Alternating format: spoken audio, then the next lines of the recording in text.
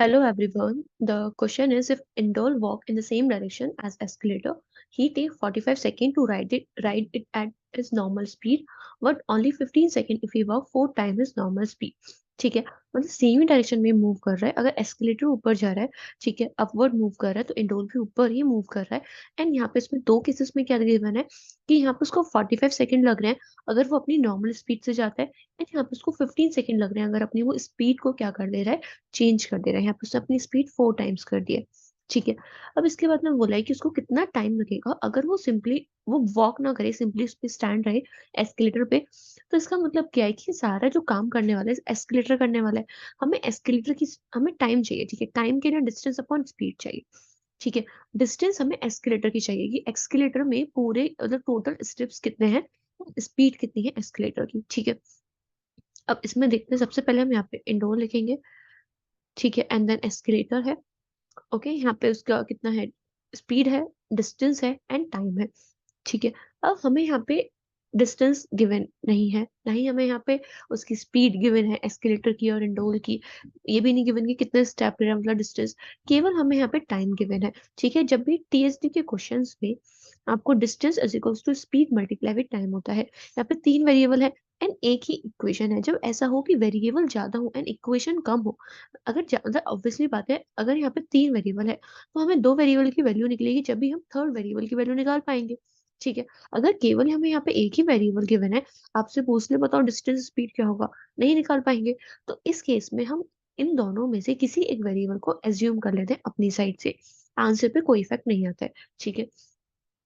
अब यहाँ पे क्योंकि अगर हमें एज्यूम ही करना है तो हम अपने कन्वीनियंस के अकॉर्डिंग करेंगे जिससे हमें कैलकुलेशन इजी हो तो उसके लिए हम क्या एज्यूम कर लेते हैं, वन एज्यूम कर लेते हैं. ठीक है, तो इंडोर की स्पीड हमने कितनी मान ली, 1 स्टेप पर सेकेंड. ठीक है. अब एस्केलेटर की स्पीड भी मत मान लेना. ठीक है, एस्केलेटर की स्पीड आपको वेरिएबल माननी पड़ेगी. ऐसे इन दोनों को आप एज्यूम नहीं कर सकते हो. ठीक है, नहीं तो आंसर भी एज्यूम करके बैठ जाओगे आप लोग. इंडोर की स्पीड कितनी आ गई, 1 सेकेंड, 1 स्टेप पर सेकेंड. एंड एस्केलेटर की स्पीड हमने एक्स मान ली. ठीक है. अब उसको फर्स्ट केस में उसको 45 सेकेंड टाइम लग रहा है. ठीक है, अगर इंडोर को टाइम 45 सेकेंड लग रहा है तो एस्केलेटर को भी टाइम यहाँ पे 45 सेकेंड लगने वाला है. ठीक है. डिस्टेंस कितनी होगी, 45 होगी यहाँ पे. एंड यहाँ पे जो डिस्टेंस होगी क्या होगी, 45x होगी. तो टोटल जो डिस्टेंस हो जाएगी एस्केलेटर में, टोटल जो स्टेप्स होंगे वो कितने होंगे, 45 प्लस में 45x. ठीक है. अब इसमें सेकंड केस लेते हैं. सेकंड केस में ये बोलते हैं कि इंडोल ने ना अपनी स्पीड 4 टाइम्स इंक्रीज कर दी, मतलब 4 टाइम्स उसकी स्पीड जो 4 टाइम्स हो गया. ठीक है. अगर पहले हमने 1 स्टेप पर सेकेंड मानी थी तो अब कितनी हो जाएगी, वो 4 स्टेप पर सेकेंड हो जाएगी. एंड उसको टाइम कितना लग रहा है, 15 सेकेंड उसको टाइम लग रहा है. तो उसको डिस्टेंस कितने हो जाएंगे, टोटल स्टेप 60 हो जाएंगे. ठीक है. अब स्पीड तो एस्केलेटर की सेम ही है, लेकिन यहाँ पे टाइम क्या लगने वाला है, 15 लगने वाला है. And it will become 15x. ठीक है. तो टोटल स्टेप कितने हो जाएंगे एस्केलेटर में, 60 प्लस में 15x. ठीक है. अब देखो स्टेप तो सेम ही रहने वाले हैं दोनों केसेस में. एस्केलेटर सेम ही है, उस पर जितने स्टेप्स हैं, टोटल नंबर ऑफ स्टेप वो सेम ही रहने वाले हैं.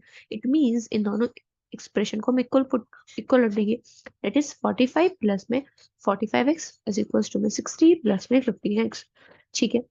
अब इसको सॉल्व कर लेते हैं. इधर कितना हो जाएगा, ये 30x हो जाएगा. And it will become 15. तो x इज इक्वल्स टू 1/2. ये हमें एस्केलेटर की स्पीड मिल गई 0.5 मीटर पर सेकेंड. ठीक है. अब हमें एक्सीलेटर की स्पीड तो मिल गई, हमें टाइम के लिए डिस्टेंस अपॉन में स्पीड चाहिए था. स्पीड हमारे पास आ गई, हमें डिस्टेंस और चाहिए.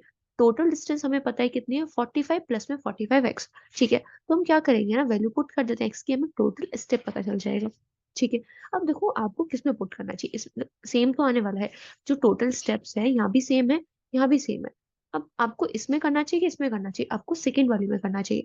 क्योंकि 45 प्लस में 45. ठीक है, सबसे पहले तो आपको 45 में 5 को मल्टीप्लाई करना पड़ेगा, देन उसमें 45 ऐड करना पड़ेगा. कैलकुलेशन ज्यादा है. ठीक है. आपको इसी तरीके से सोचना है, ट्राई करो, प्रैक्टिस हो करोगे तो सोच पाओगे. ठीक है. तो हम यहाँ पे सेकेंड इक्वेशन में पुट करेंगे. 60 प्लस में 15 इंटू में 0.5. हमें पता है 15 5 7.5 होता है. एंड दिस इज 60, तो इट विल बिकम 67.5. सिंपल. अब यहाँ पे आप 45 में करके देखो, आप करोगे आपको पता चलेगा, यहाँ पे टाइम ज्यादा लगने वाला है फर्स्ट स्टेप में. ठीक है. अब यहाँ पे हमें डिस्टेंस पता चल गया, डेट इज 67.5. यहाँ पे पॉइंट है, ठीक है, ये 5 में मिल गया है. और स्पीड कितना है यहाँ पे, 0.5. ठीक है. पॉइंट से पॉइंट रिमूव हो जाएगा. अब 5 को इससे डिवाइड करेंगे, we will get how much, 1. ठीक है, 1 3 एंड 5. ठीक है. 135 सेकेंड्स, ये क्या आ जाएगा 135 सेकेंड्स, ठीक है। सो इसका करेक्ट आंसर कितना होगा 135। आई होप आपको यहाँ पे कंसेप्ट समझ आ गया है। सिंपल सा कुछ नहीं करना है, इंडोल की स्पीड को 1 एज्यूम कर लो, आपके लिए काफी इजी हो जाएगा ये क्वेश्चन। Okay, thank you.